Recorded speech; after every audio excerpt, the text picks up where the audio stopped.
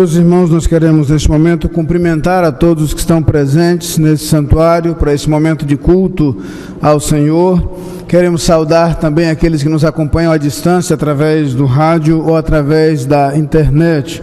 Como é bom podermos nos reunir, nos colocar diante de Deus para adorá-lo, para exaltar o seu nome e também para ouvir a sua voz. Nosso desejo é que esse instante de culto seja momento de conversarmos com Deus, apresentando-lhe nossa gratidão, também abrindo nosso coração diante dele, mas também prontos a ouvir aquilo que ele tem a nos dizer.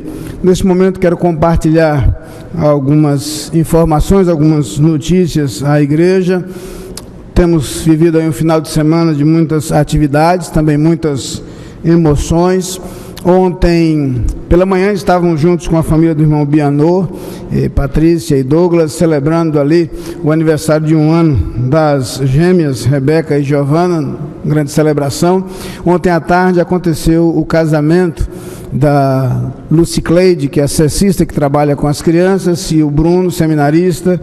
Foi ontem à tarde. Ontem à noite aconteceu também o casamento do pastor Marcelo Ximenes. Pastor Marcelo casou com Karina Marcelo, que é pastor da Igreja Batista da Jaqueira, igreja filha da Capunga.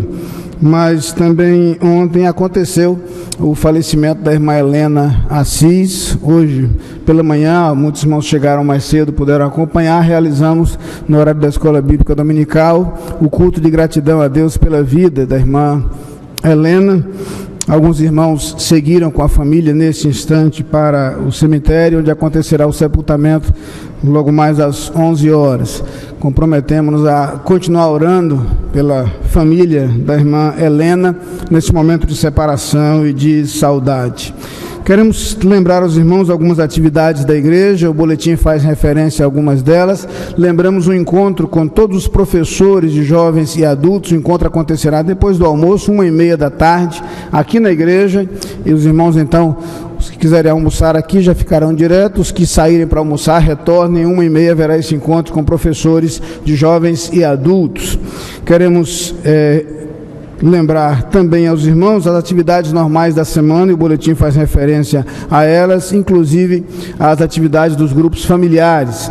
E no sábado acontecerá a reunião do grupo Somos Um, às 16 horas, excepcionalmente no terceiro sábado deste mês, é sempre o segundo sábado, não foi realizado ontem, justamente em virtude do falecimento da irmã Helena. No próximo sábado, portanto, o encontro do grupo Somos Um. Estejam atentos com relação a esta programação e a esta atividade, irmãos que fazem parte deste grupo. Queremos lembrar também que nesse mês de julho estamos celebrando missões estaduais, e essa será a ênfase, inclusive, no culto desta manhã, mas quero dizer que no último domingo do mês de julho teremos a realização de batismos. Se o irmão deseja ser batizado, procure-nos, para um dos pastores da igreja, o irmão Levi Guedes, da comissão de membros da igreja, para maiores informações. E no último domingo de julho, à noite, teremos a realização de batismos. O irmão pode participar, portanto, desse momento e dessa celebração, caso deseje se batizar e se tornar membro de nossa igreja. Além dessas comunicações, desses avisos, e o boletim fala inclusive da assembleia que acontece no próximo domingo, lembro o acampamento dos adolescentes transferido para o próximo mês. Fala também da programação do grupo 30+, que está estudando o livro Uma Vida com Propósitos, e de algumas programações previstas para o segundo semestre deste ano, entre elas o encontro anual de casais. Caso o irmão não tenha feito sua inscrição ainda, procure ainda hoje a irmã Luciene, o irmão Moisés, e faça já, providencie já a sua inscrição. Quanto antes for feita a inscrição, melhor para todos, tanto para o seu planejamento pessoal, quanto para a organização do encontro. Quero registrar aqui algumas presenças que nos alegram o coração. Vimos a irmã Lívia Guedes, que está conosco, não sei se a Ageu, seu esposo, também veio, está com ela, mas quero registrar, portanto, essa presença. Eles que estão residindo ali em Brasília, mas sempre nos alegram com sua presença entre nós. Quero também registrar a presença do professor Marlon Ronald Fluck, ele que é professor da Faculdade Teológica Batista do Paraná, ali em Curitiba. doutor em teologia pela Universidade de Basileia, na Suíça, está com sua esposa, a irmã Márcia, e queria pedir que eles ficassem de pé. Sejam muito bem-vindos, meus irmãos, uma alegria recebê-los nessa manhã de domingo, uma satisfação, que Deus os abençoe em sua vida, em seu ministério e na docência ali também na Faculdade do Paraná, que Deus os abençoe. Quero registrar também a presença do irmão Gerson Mariano e sua esposa, a irmã Ana. Ele é irmão da irmã Marilene Bastos. Queria que o irmão Gerson e Ana ficassem de pé também, para que pudéssemos vê-los. Estão ali, sejam muito bem-vindos, uma satisfação recebê-los. Eles são de São Paulo, membros da Assembleia de Deus, uma satisfação recebê-los, meus irmãos, sejam muito bem-vindos entre nós. Certamente, além desses nomes mencionados, há outras pessoas cujos nomes não tenho comigo, mas que também estão presentes nessa manhã. Eu pediria, por gentileza, a todos os demais visitantes que se colocassem de pé, para que pudéssemos vê-los, identificá-los. Temos alguns visitantes, permaneçam de pé por alguns instantes, vocês vão receber o cumprimento de alguém da igreja próximo a você, nosso braço estendido aí a cumprimentá-lo. Vai receber também de nossa equipe de recepção um cartão de boas-vindas. Este cartão é uma recordação deste encontro e tem uma parte destacável onde você pode deixar os seus dados pessoais e entregar aos pastores após o culto. Muito obrigado então pela presença de cada um de vocês, que Deus os abençoe no decorrer deste culto, que Deus use este culto para falar ao seu coração. Nesse momento, em atitude de oração, nós vamos nos preparar para cultuar ao Senhor.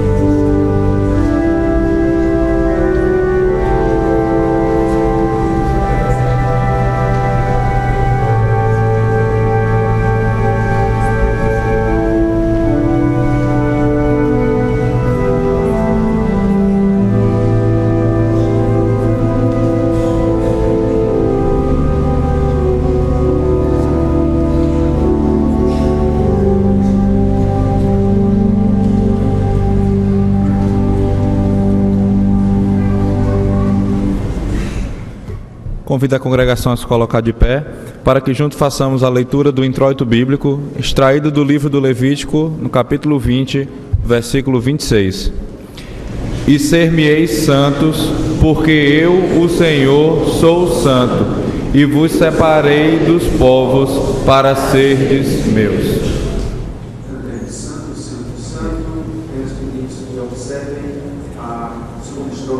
Terceira estrofe, mulheres, primeira e quarta estrofe, todos cantaremos.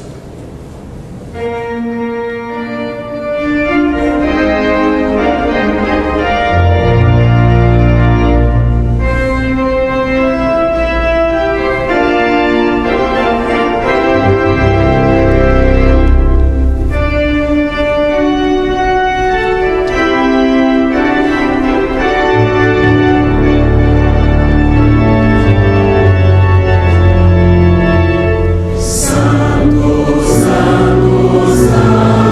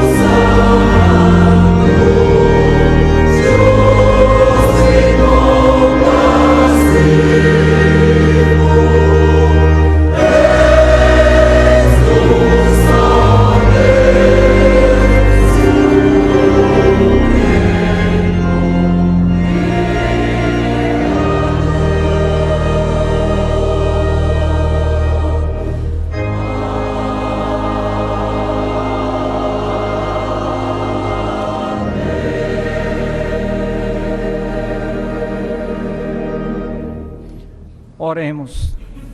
Senhor, nosso Deus, nós somos agradecidos a Ti, Senhor, pela Tua palavra, bem como, Senhor, pelo Deus que Tu és para conosco, pela beleza da Tua santidade, pela majestade do Teu poder e pela glória que há no Teu nome e o resplendor ao redor de Ti. Senhor, nos ajuda para que possamos cumprir a Tua palavra que diz: sede santos, como santo é o vosso Pai que está nos céus. Ajuda-nos, Senhor, para que quando nós nos sentirmos capazes, não nos sintamos autossuficientes, para que não possamos pecar contra Ti.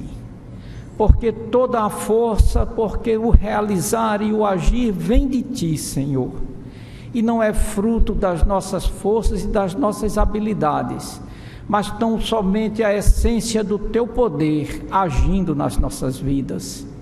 Que tenhamos a humildade de compreender, Senhor, e de aceitar que Tu nos usas para a glória do Teu nome.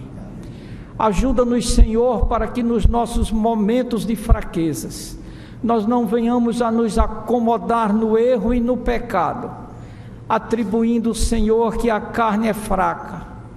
Mas, Senhor, ajuda-nos para que possamos procurar atingir a estatura do varão perfeito que é Cristo Jesus, e que possamos ser santos, como Tu és santo.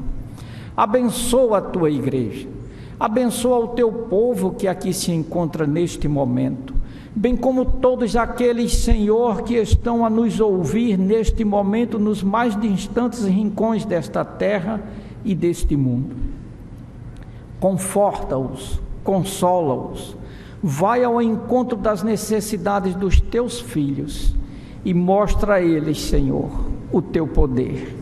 Nós Te agradecemos por isso, no maravilhoso nome de Jesus Cristo, nosso Senhor, hoje e sempre. Amém, Senhor. Amém.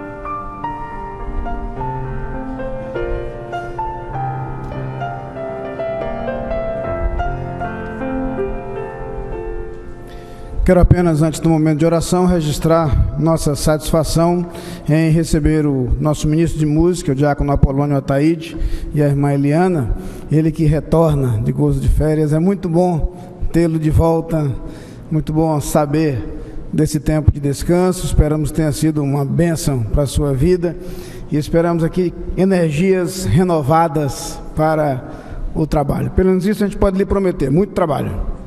Então seja bem-vindo, que Deus continue abençoando sua vida e ministério.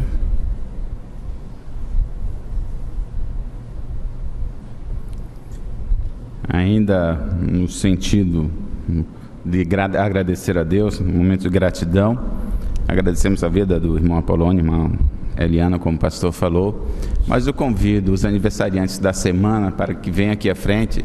Eles serão recebidos pela irmã Leila Denise e pelo primeiro vice-presidente Milton Santos.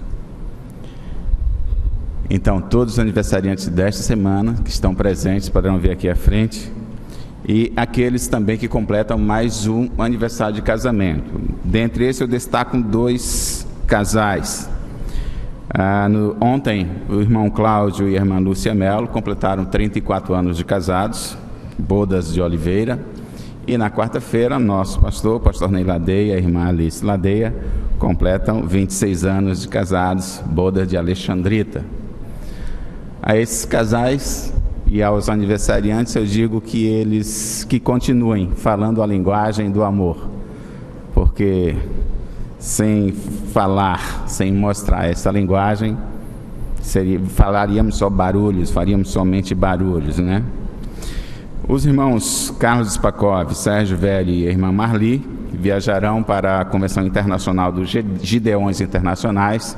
Devemos orar em seu favor dessa viagem desses irmãos.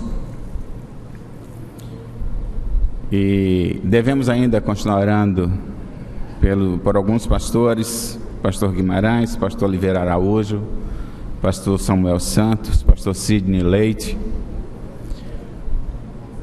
alguns irmãos que não podem vir à nossa igreja participar conosco deste culto, a irmã Edinha Melo, por estar em Maceió, a irmã Gedida Paranaguá, a irmã Laura Ferreira, Lígia Fontes, Mariinha Cavalcante, Miriam Ramalho, Vânia Spakov, Dolores Rabelo, Juvenal da Paz, Cláudio Lísias, Jandira.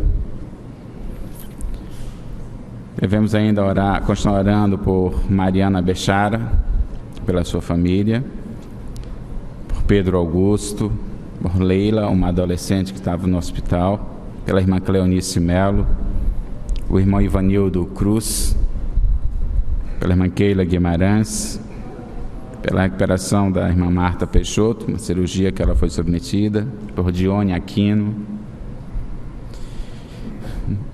Nós estávamos orando por Miguel Cândido, um surdo que foi atropelado, estava na UTI. Ele saiu da UTI, foi tirado a sonda, está consciente. Nós devemos orar em seu favor ainda. E eu recebi uma notícia um pedido de oração, que o irmão Abimael, não o Maris, também não o irmão Abimael Teixeira, sofreu um AVC. Então nós temos um terceiro irmão Abimael aqui na igreja, devemos orar por ele. Ele sofreu um AVC, devemos orar em seu favor. E também nos colocar diante de Deus para mostrar àqueles que não conhecem a Cristo que nós nos importamos com Ele. Vivemos agora a campanha de missões estaduais, quando o tema Eu Me Importo. E para essa oração de gratidão pelos aniversariantes, gratidão pelos casais que completam mais um ano de casados, incluindo também aí a família da irmã Helena, que faleceu, e tivemos há pouco o culto de gratidão. Eu convido o seminarista Carlos Alberto para que venha aqui e faça uma oração. Carlos Alberto estuda no Instituto Palavra da Vida em São Paulo. Irmãos, antes de orar, queria agradecer à igreja por estar orando por mim lá no seminário de São Paulo. Graças a Deus estou bem, estou sendo bem tratado lá. E eu tenho a agradecer a Deus porque Ele tem realmente dado muitas bênçãos na minha vida lá em São Paulo. E agradecer à igreja por estar me apoiando em oração e realmente cuidando de mim lá também. Oremos. Senhor Deus, obrigado, Pai, por este dia, Senhor. Obrigado, Senhor, porque a cada amanhecer, Deus, a cada acordar nosso, Deus, as Tuas misericórdias se renovam em nossas vidas, Pai. Obrigado, Senhor, pelos aniversariantes de hoje, Deus. Os abençoa, Pai. E que em cada ano, Deus, eles possam cada vez mais, Deus, aprender da Tua palavra e crescer nela, Deus. Abençoa os aniversariantes de casamento também, Paizinho.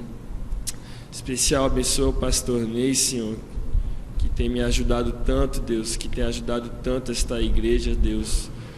Que o foco do casamento dele, Deus, continue sendo a Ti, Senhor, que continue sendo a Cristo, Deus. E que ele possa continuar, Senhor, andando nos Teus caminhos e fazendo a Tua vontade, Pai. Abençoa também, Deus, a família de Tia Helena, Senhor. Cuida dos filhos dela, Deus, do Dario, do David, da Débora, do Daniel, Paizinho. Que o Senhor possa estar realmente confortando os corações deles, Deus, e confortando os nossos corações com relação a esse acontecimento, Pai.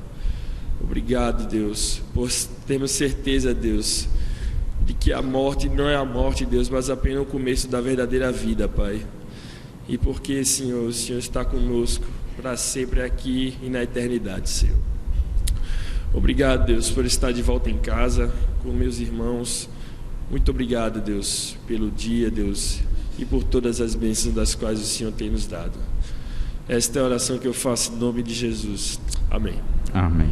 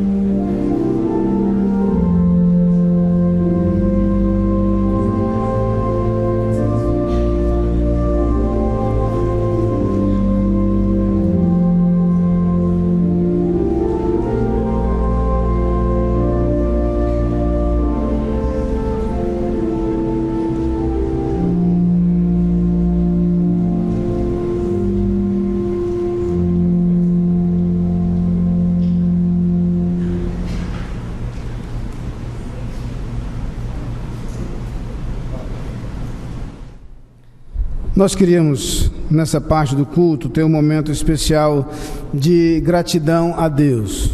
Os irmãos viram na página do cotidiano, do boletim, um texto escrito pela irmã Liz Pedrosa. Na verdade, no texto há um depoimento pessoal, um pouco de sua história de vida, mas há muito também da história do ministério que nasceu na Capunga com surdos, e o ministério iniciado no tempo do pastorado do pastor José Almeida Guimarães, também no tempo de ministério da irmã Lenira Luna na área de educação religiosa da igreja. E essa história completa 25 anos.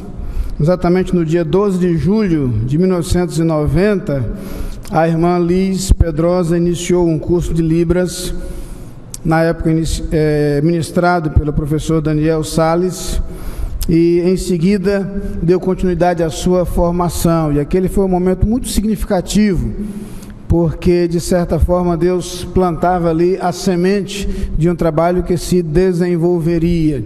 Os irmãos têm um relato aí de como no mesmo ano, a convite da irmã Lenira Luna, a irmã Liz ministrou o curso de Libras na igreja, e exatamente a partir daí, do curso ministrado ali em Capungópolis, alguns intérpretes começaram a surgir, dando início a esse ministério. Há uma referência aí ao pastor Abraão Júnior, a irmã Janilene, a professora França Cleia, a Sônia, pastor Benevando, os irmãos Karina e André Felipe Menezes, irmã Euridice Holanda, essa já partiu, e era o começo desse ministério, o começo dessa história que chega agora aos 25 anos. Por isso, nós queremos nesse momento agradecer a Deus, e agradecer a Deus particularmente a história de vida da irmã Liz, o seu trabalho.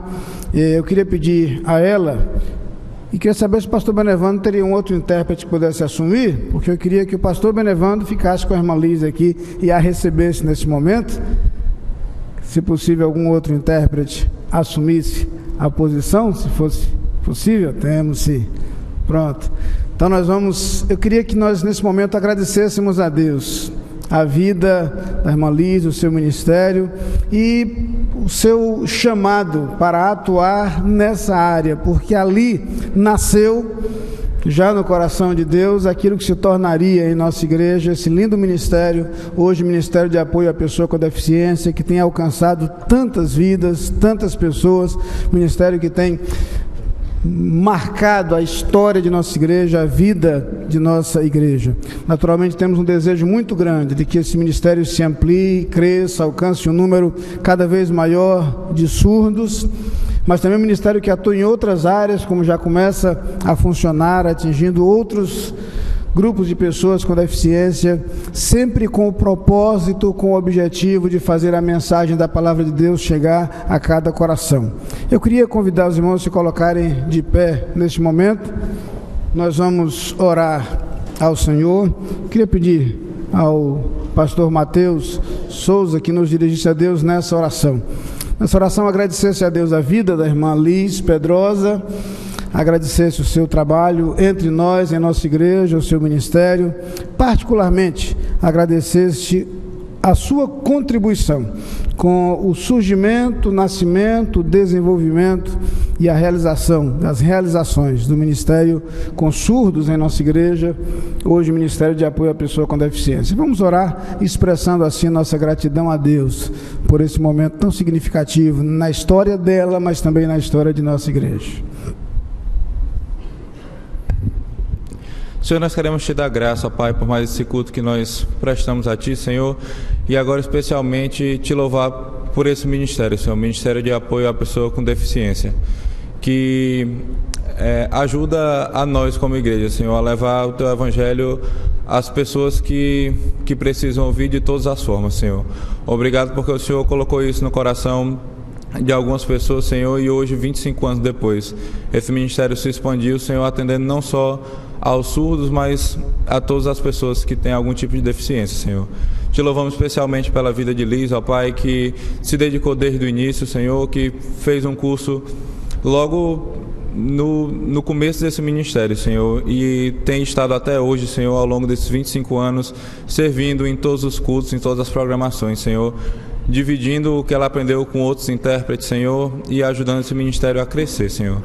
Te louvamos por tudo que esse ministério já pôde fazer para proclamar o Teu reino, Senhor, para proclamar a Tua palavra, e te pedimos que o Senhor possa abençoá-los ainda mais, Senhor, para que tanto Liz quanto o pastor Benevando, Soninha, todos os intérpretes, Senhor, todos que participam desse ministério, possam continuar se desenvolvendo, Senhor, e crescendo, para que mais e mais pessoas venham a Te ouvir, Senhor, através de Libras, Senhor, através de todas essas formas. É a oração que nós fazemos em nome de Jesus, Teu Filho. Amém.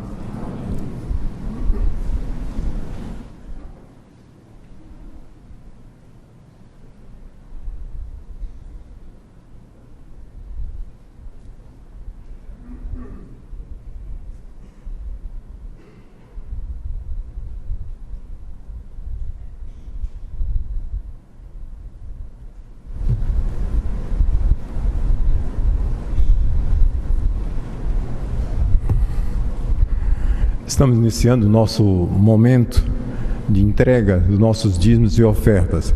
Convidamos os irmãos diáconos e diaconisas para esse importante trabalho.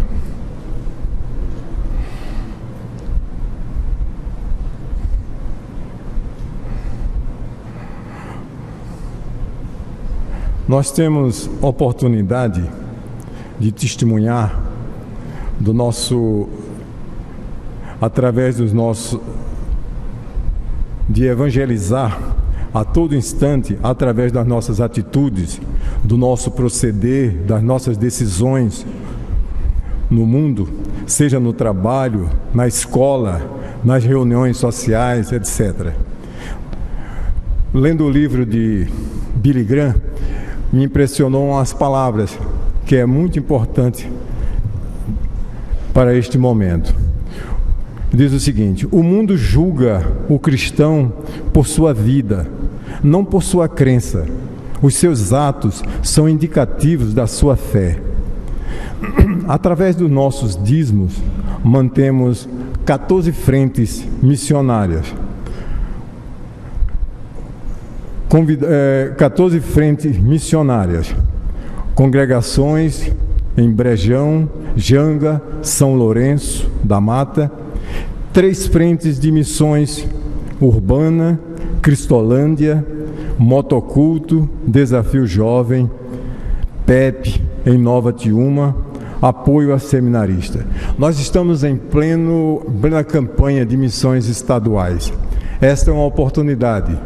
Você estará evangelizando. É uma oportunidade para evangelizar, contribuindo e orando por essas pessoas. Nós, me veio às mãos, que apoiamos também a 11 seminaristas.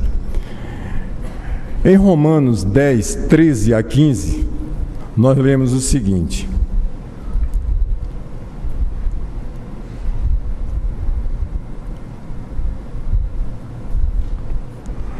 desculpem, mas aqui nós lemos o seguinte: porque todo aquele que invocar o nome do Senhor será salvo. O 14: como, pois, invocarão aquele em quem não creram? E como crerão naqueles de quem não ouviram falar? E como ouvirão se não há quem pregue? E como pregarão se não forem enviados?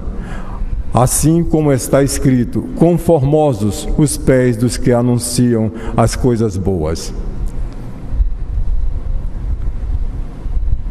Nós vamos louvar a Deus com o hino Segurança 375 do Canto Cristão, que é um dos hinos prediletos da irmã Liz Pedrosa e que nos pediu para que nesse momento nós pudéssemos louvar com a igreja com este hino.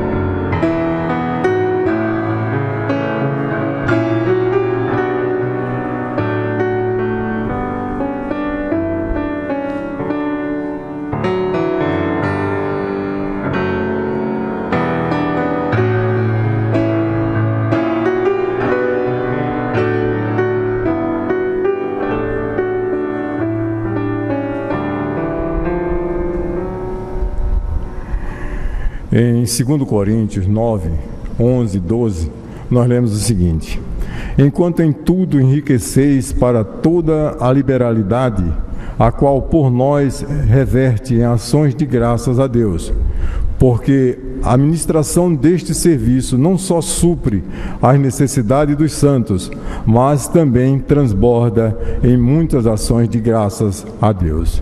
Convidamos o irmão diácono Pedro para nos levar a Deus em oração de consagração dos dízimos e ofertas.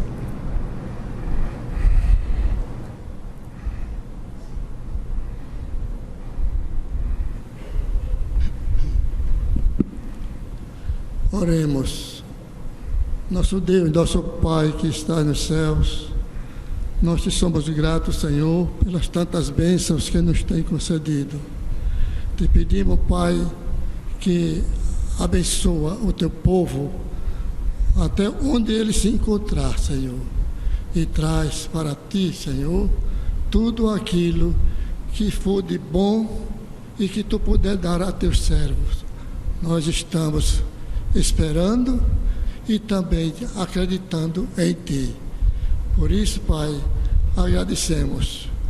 Abençoa esses dízimos e essas ofertas que nós estamos recebendo e te entregando, Pai, para que todos seja para o engrandecimento do teu reino. Te pedimos e te agradecemos no nome santo de Jesus. Amém. Amém.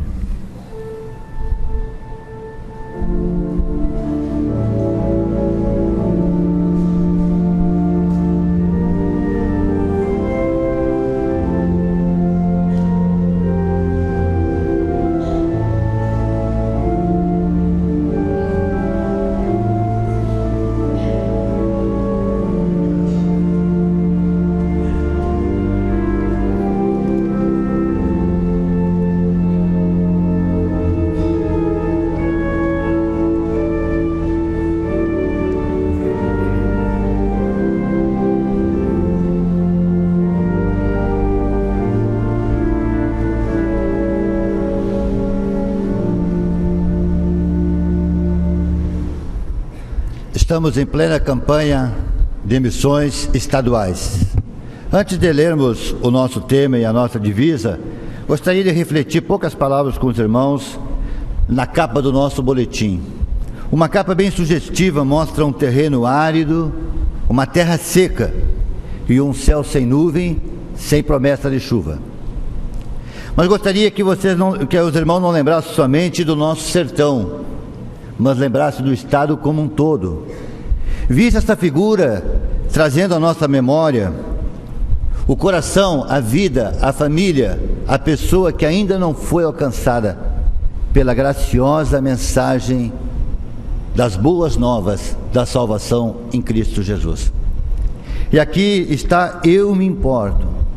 Nós nos importamos com aqueles que ainda não ouviram, ou se ouviram, ainda não entenderam essa mensagem. E eu queria um pouquinho além dizer que ainda devemos nos lembrar da nossa região metropolitana, que está dentro do nosso estado, aonde se multiplicam a cada dia os condomínios, grandes condomínios que aglomeram muitas e muitas vidas, mas que passam nos elevadores sem se comunicarem, e muitos na nossa região, aqui dentro da nossa capital, precisam ouvir desta palavra transformadora que está em Cristo Jesus. E que bom fazer parte de uma família, como a família capunguense, que realmente se importa com a salvação de toda a criatura. É com esse espírito que eu gostaria de convidar os irmãos para que pudéssemos ficar em pé, para lermos junto o tema, a divisa, e depois então cantarmos o hino oficial da nossa campanha estadual, que nos desafia neste ano, este tema que já passa de mais de um ano, passa das fronteiras do ano letivo, trazendo a nossa memória, trazendo o nosso desafio, eu me importo, e a divisa deste ano. Leamos junto o tema, eu me importo, a divisa, E vendo as multidões, teve grande compaixão delas, porque andavam cansadas e desgarradas, como ovelhas que não têm pastor. Mateus 9:36. Cantemos 541 do Inário para o Culto Cristão, as Boas Novas.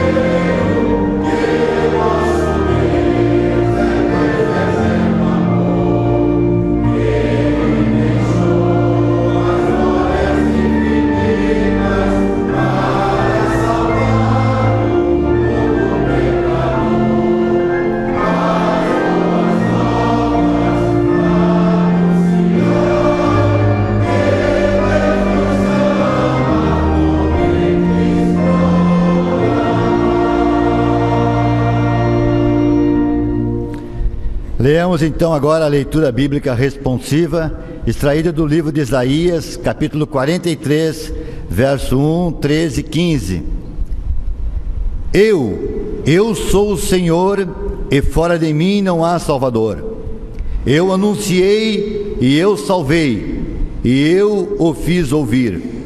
E Deus estranho não houve entre vós, pois vós sois as minhas testemunhas, diz o Senhor. Eu sou Deus.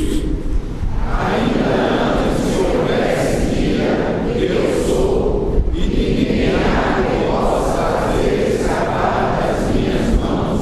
Agindo eu, quem me impedirá? Eu sou o Senhor, vosso Santo, o Criador de Israel, vosso Rei. Amém. Nós vamos louvar a Deus com a primeira e a quarta estrofe do hino 310 do Inário para o Culto Cristão. Quem salva é só Jesus. Jesus.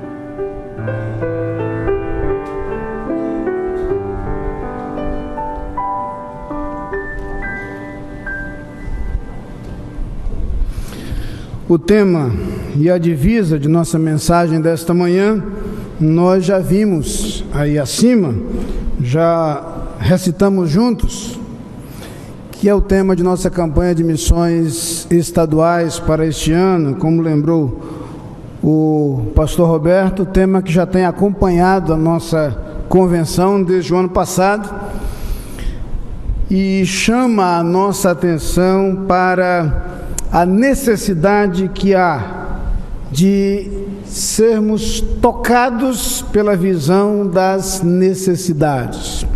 O texto onde está a divisa, Mateus 9:36, fala da atitude de Jesus ao ver as multidões.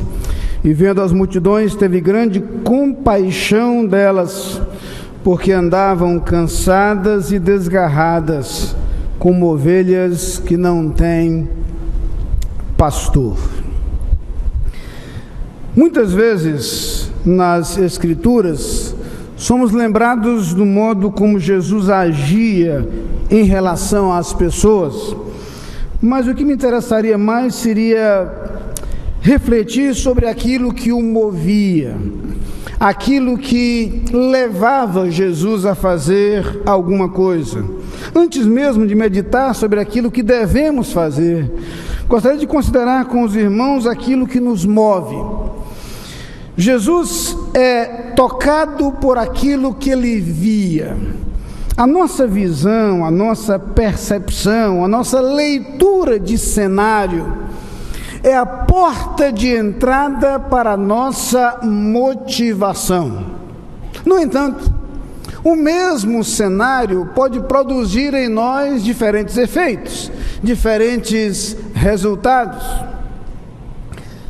Lembro-me bem de uma história que li há algum tempo a respeito de dois homens que foram contratados com uma finalidade.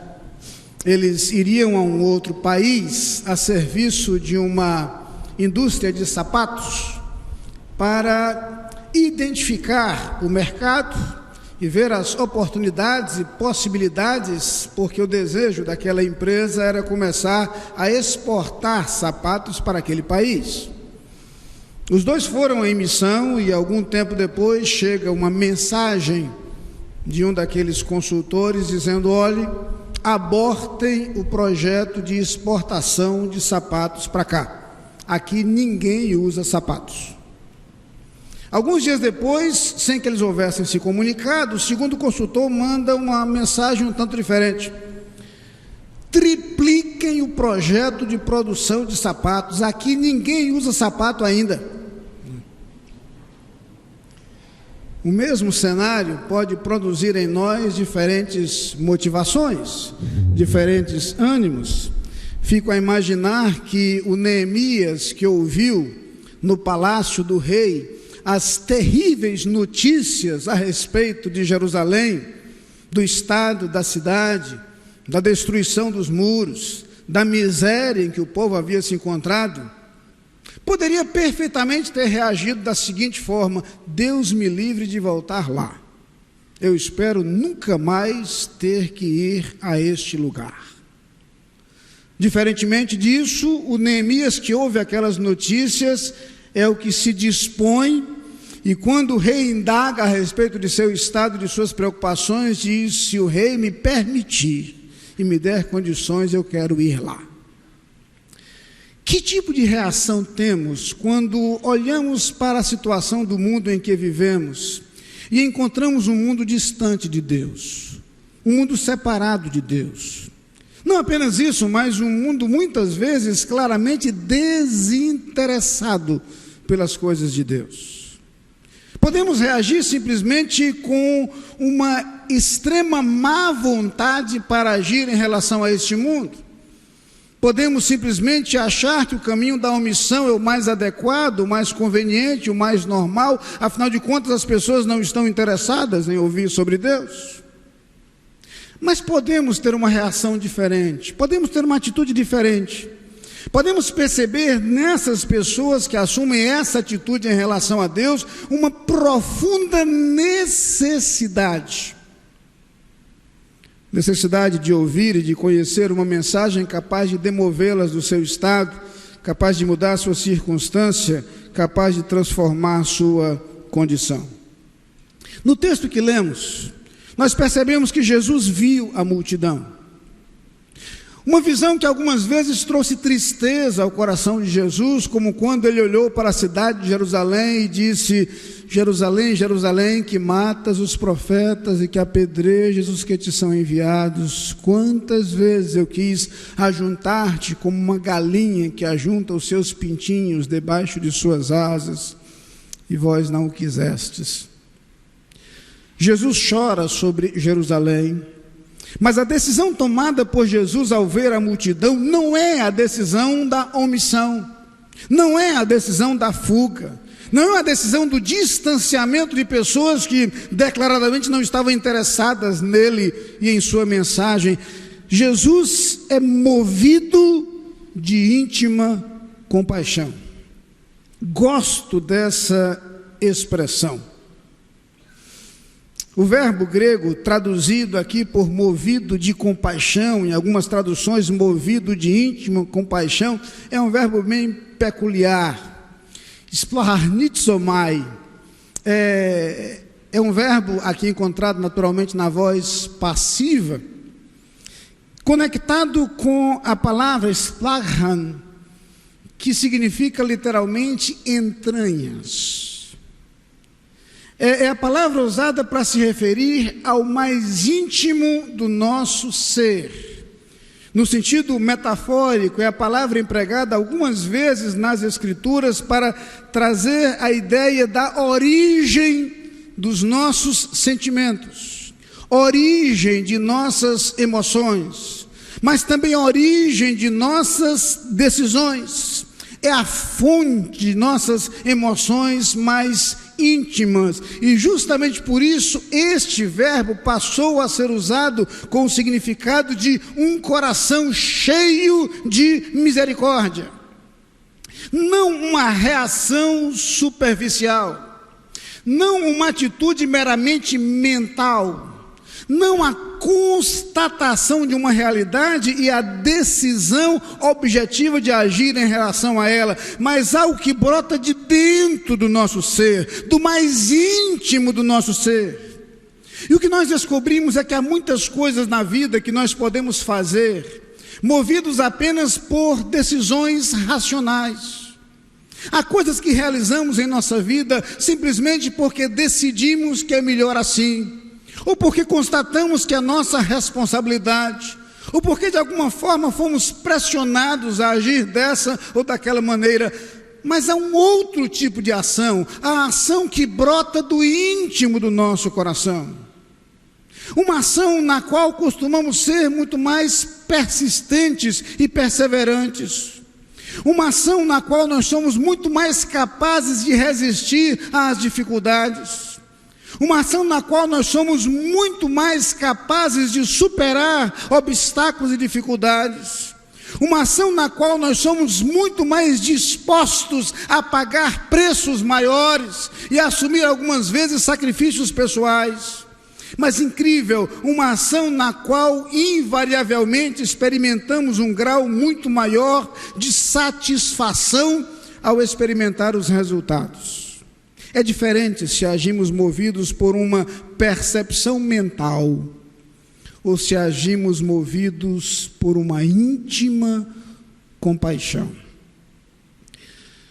Quando Paulo escreve aos Filipenses e diz: tede em vós o mesmo sentimento que houve também em Cristo Jesus, Filipenses 2, versículo 5, ele quer nos lembrar que não apenas as nossas ações devem ser semelhantes às de Cristo, mas primeiro que os nossos sentimentos sejam semelhantes ao dele.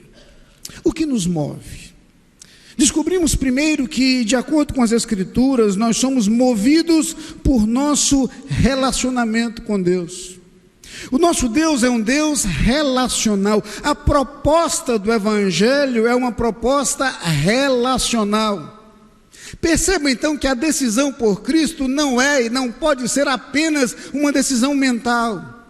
Não pode ser apenas a constatação de que esse caminho é melhor do que aquele, é algo que enche o nosso ser, que completa a nossa vida e por isso proporciona aquela paz de Deus que excede a todo o entendimento. É algo que enche o nosso ser, que enche a nossa vida e que nos traz complementariedade, nos traz contentamento e nos traz satisfação. Descobrimos então que essa relação com Cristo, essa semelhança com Cristo, essa conexão com Cristo é que nos move em direção às pessoas, é que nos move em direção às necessidades das pessoas. Já compartilhei com os irmãos o encanto que tenho pela biografia de David Livingstone, missionário na Índia. Que vida extraordinária, que dedicação extraordinária. Livingstone deixou a Escócia ainda na primeira metade do século XIX e foi para a África dedicar a sua vida, missionário na África. Ali na África dedicou todo o seu tempo. Ali perdeu sua esposa, atingida por uma febre, mas continuou no campo. Na África passou todo o restante de sua vida e ali morreu. Curiosamente, Livingstone foi encontrado morto enquanto orava, estava de joelhos e assim partiu.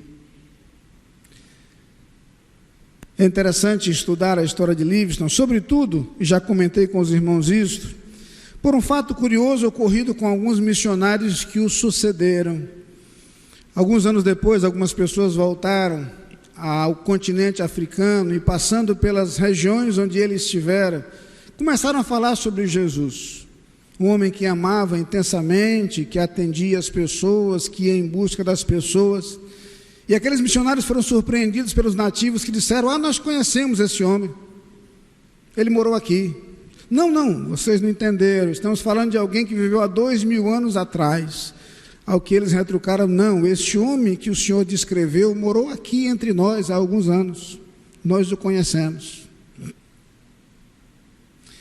Foi David Livingstone, tão parecido com Cristo, que um dia disse o seguinte: Deus teve um único filho e fez dele um missionário. O que nós aprendemos em nosso relacionamento com Deus, o que nós aprendemos em nossa caminhada com Cristo, é a experimentar o sentimento que movia Jesus. Quase que imperceptivelmente o amor de Cristo vai sendo derramado em nossos corações.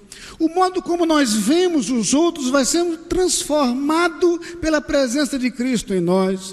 O modo como nós agimos, o modo como nós caminhamos, o modo como nós nos relacionamos com as pessoas vai sendo gradativamente transformado pela presença de Cristo em nós, pelo agir de Cristo em nós, pela influência de Cristo em nós. Caminhe com Cristo.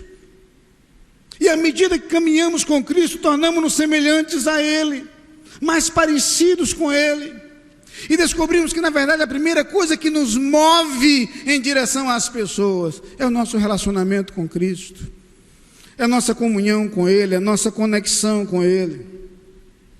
Quanto mais próximos estamos desse Deus que é misericordioso, quanto mais próximos estamos desse Jesus que agiu permanentemente movido de íntima compaixão, mais semelhantes a Ele nos tornamos, e mais essa compaixão passa a ser um traço de nossa personalidade, passa a ser uma característica do nosso agir. Passamos a caminhar também como Jesus caminhou, e passamos a responder àquilo que vemos, movidos de íntima compaixão. Mas queria avançar um pouco mais e mostrar que não apenas nossa caminhada com Cristo nos faz experimentar esse sentimento, mas também nosso compromisso com a sua palavra. É interessante como as Escrituras são claras ao nos mostrar o projeto que Deus tem para nós. No lindo Salmo 119, o salmista lembra que esta palavra é lâmpada, é luz para guiar os nossos passos.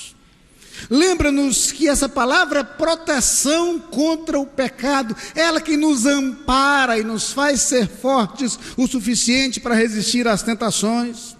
Lembra-nos que essa palavra nos traz as instruções necessárias para uma vida que agrade a Deus.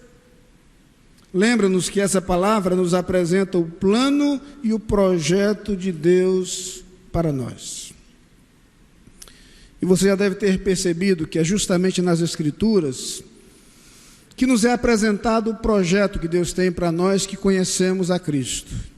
O desejo explícito de Deus para a nossa vida é que nós sejamos os seus instrumentos para que outros também conheçam a Cristo. É que nós sejamos o canal através do qual Deus chega aos corações das pessoas. É que nós sejamos como espelho a refletir a imagem de Deus diante do mundo. Um mundo que, é bem verdade, está tão distante de Deus, mas que pode conhecer a Deus através de nós, de nossas vidas, de nossa postura, de nossa atitude, de nossas palavras, de nosso envolvimento na evangelização, de nosso investimento de vida, do que somos e do que temos, para que essa obra prossiga. Como precisamos nos lembrar de que é isso que a palavra de Deus diz claramente. O próprio Jesus, nos últimos versículos do Evangelho segundo Mateus, diz isso: ide por todo o mundo. E ele diz: ide, fazei discípulos de todas as nações, batizando-os em nome do Pai, do Filho e do Espírito Santo, e ensinando-os a guardar todas as coisas que eu vos tenho mandado, e acrescenta a sua promessa: eis que estou convosco todos os dias até a consumação dos séculos, porque assim assegura a sua presença conosco. Quando Pedro define a igreja, na sua primeira carta, capítulo 2, versículo 9, diz que a igreja é a geração eleita, a nação santa, o sacerdócio real, o povo adquirido, mas completa dizendo adquirido para anunciar as virtudes daquele que nos chamou das trevas para a sua maravilhosa luz. É na palavra de Deus que somos lembrados de que somos atalaias, aquela posição muito facilmente identificada por aquele povo guerreiro em sua história, em que o vigia estava sempre alerta para avisar caso alguém viesse. E há aquela bem-humorada história segundo a qual um atalaia, talvez não muito inteligente, estava observando, quando de repente anuncia: está vindo um exército adiante. Alguém pergunta: são amigos ou inimigos? Devem ser amigos, vêm todos juntinhos. O papel do atalaia, na verdade, era alertar a cidade quanto à necessidade de preparar-se para uma batalha, preparar-se para a guerra. E principalmente no livro de Ezequiel, é-nos apresentado claramente o projeto de Deus de maneira forte, intensa. Ali é dito, inclusive, que caso o atalaia não dê o aviso de forma adequada, o sangue daqueles que morrerem será cobrado dele, recairá sobre a sua cabeça. Talvez não nos lembremos do fato de que há pessoas que não conhecem a Cristo e às quais nós temos a oportunidade e a responsabilidade de falar de Jesus, mas às vezes o tempo passa e as oportunidades se vão sem que nos lembremos claramente da recomendação da palavra de Deus. É preciso ser movidos por nossa relação com Cristo, mas também pelo conhecimento de sua palavra, que claramente nos aponta a sua missão. Mas eu queria destacar, sobretudo, que somos movidos pelo amor. Daí a importância e o significado desse verbo que citei. Movido de íntima compaixão. Designa alguém cujo coração está voltado para algo. Jesus é movido de grande compaixão. E quantas vezes isso aparece no Novo Testamento? Repetidamente essa expressão aparece. Há um momento quando Jesus, de acordo com Mateus 15:32, tem compaixão da multidão, porque já está há algum tempo com eles e não se alimentou. De acordo com Marcos 1:41, ao encontrar o leproso, Jesus é movido de grande compaixão e o toca para o purificar. De acordo com Marcos 6, 34, Jesus mais uma vez manifesta a sua compaixão, como lemos agora há pouco.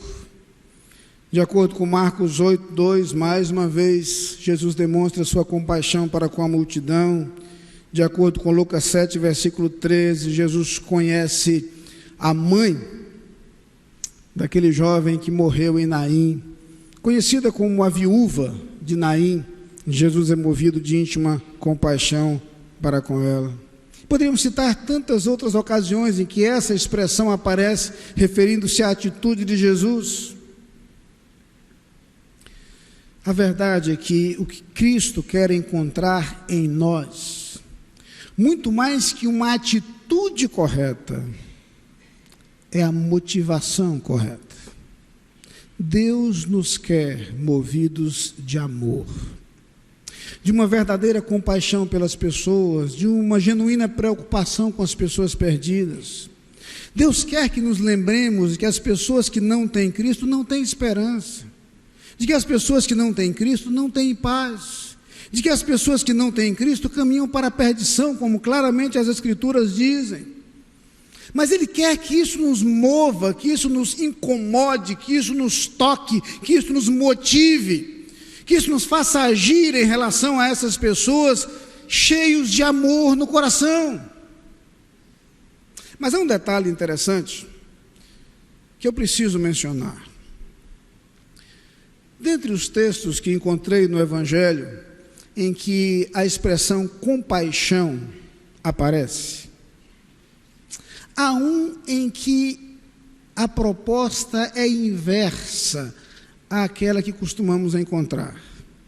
Repetidamente o Evangelho diz que Jesus, movido de compaixão, agiu. Mas há um momento quando Pedro conversa com Jesus. E é curioso perceber que, de acordo com Mateus 16, versículos 22 a 25, Pedro chamou Jesus à parte, porque Jesus houvera dito que iria para Jerusalém. E Pedro então diz: Senhor, tem compaixão de ti, de modo nenhum te acontecerá isso. E conhecemos o resto da história, quando Jesus se volta para Pedro e diz: para trás de mim, Satanás. Curioso, Jesus ia para Jerusalém para ali morrer na cruz por nós. Sabe por que Jesus fez isso? Porque ele estava movido de íntima compaixão.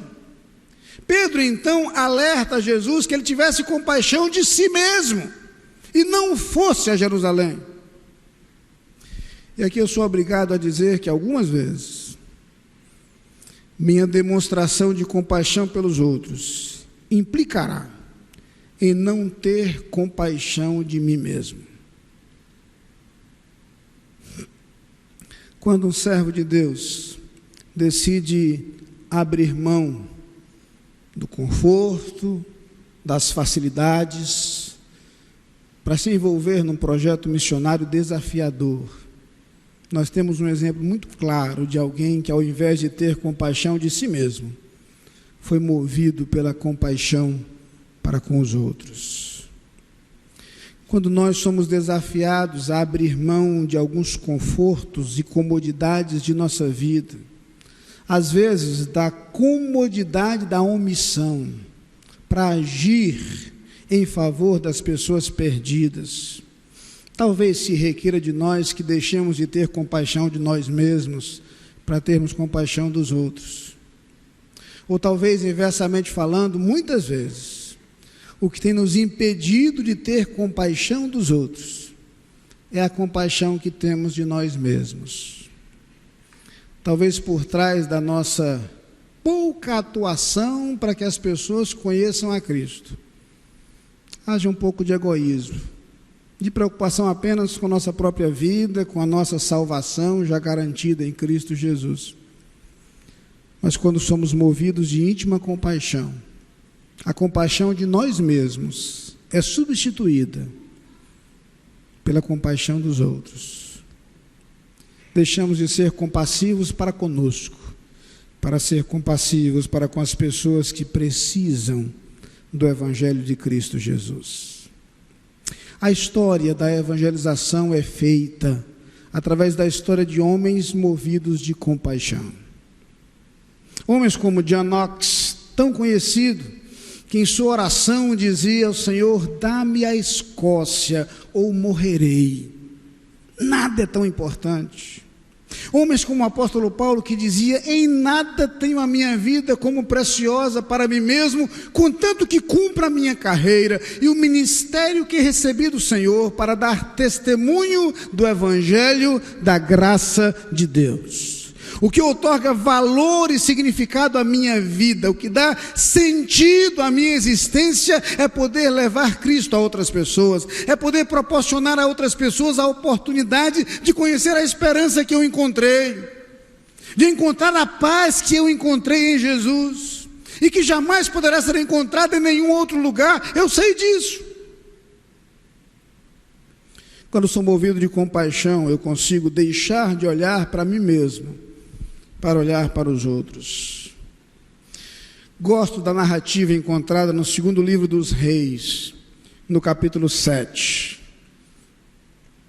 Uma linda história a respeito daquilo que Deus opera no povo de Israel, libertando da opressão e do sofrimento diante dos sírios.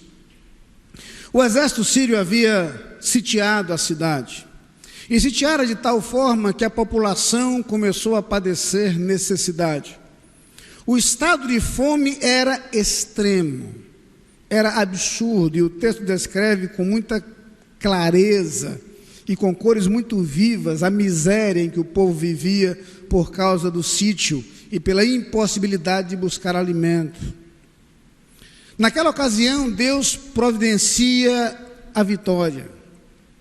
E Deus age de tal modo que os sírios fogem do seu arraial, e fogem com tanta pressa e com tanto medo, que deixam ali todos os seus bens. Mas veja o cenário: não há mais inimigos ao redor da cidade, mas a cidade não sabe disso. Todos permanecem fechados dentro dos muros, temendo os inimigos que achavam estavam ao redor, quando os inimigos não mais estavam lá. É quando ocorre a experiência curiosa de alguns homens leprosos que estavam à porta da cidade. Por serem leprosos, não podiam conviver com a cidade, ficavam à porta. Mas no estado de desespero, eles raciocinam da seguinte forma: o que faremos? Se entrarmos na cidade, há fome na cidade, aqui morreremos de fome, vamos até o arraial dos inimigos. Se eles nos deixarem viver, viveremos. Se eles nos matarem, tão somente morreremos. Não temos muito a perder. E eles vão, na verdade, Deus tinha um projeto, Deus os usa justamente porque eles é que descobrem que os inimigos não estão mais lá. E não apenas os inimigos não estavam, mas os bens haviam sido deixados. E eles começam a usufruir toda aquela fartura deixada ali, e começam a celebrar toda aquela coisa boa encontrada ali, e de repente eles se apercebem do crime que estão cometendo. E o versículo 9 de 2 Reis, capítulo 7, diz o seguinte: então disseram uns aos outros: não fazemos bem, esse dia é dia de boas novas e nós nos calamos. Se esperarmos até a luz da manhã, algum castigo nos sobrevirá.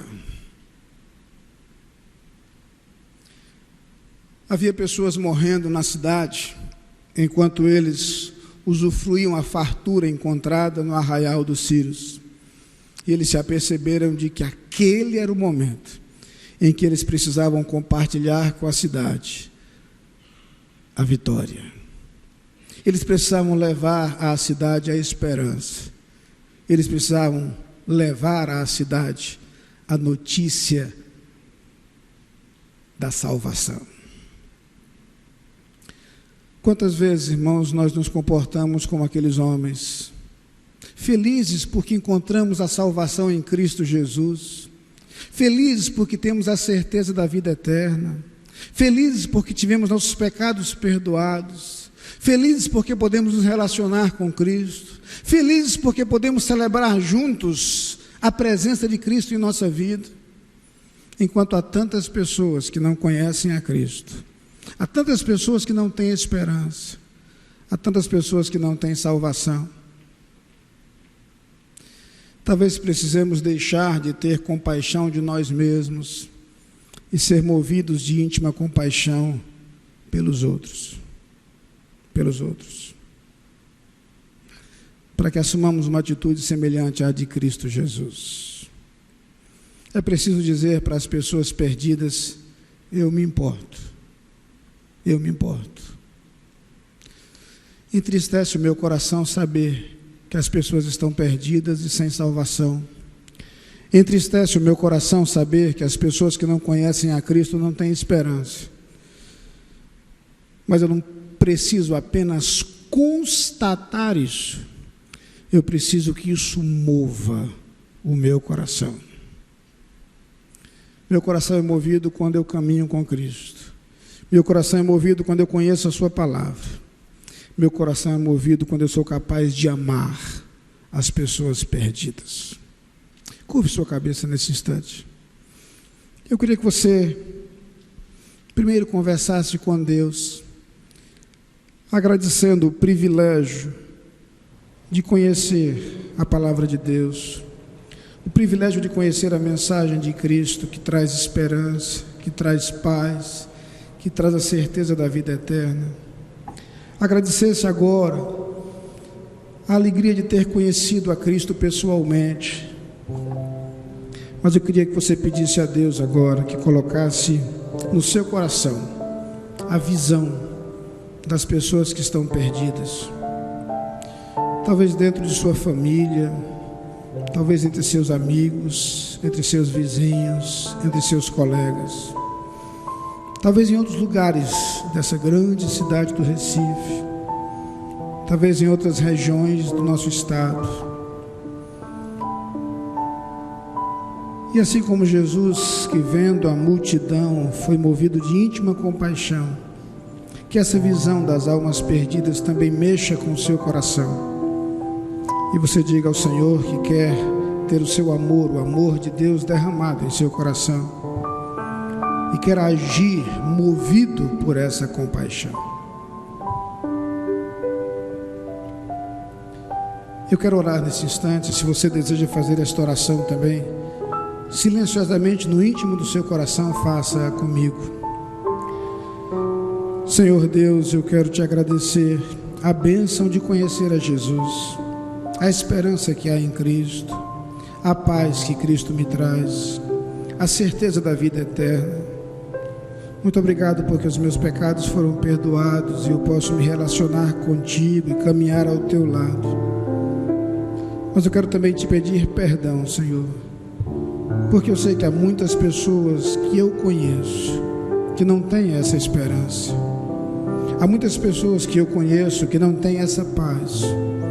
Há muitas pessoas que caminham sem Cristo, sem a certeza da vida eterna, pessoas que estão perdidas.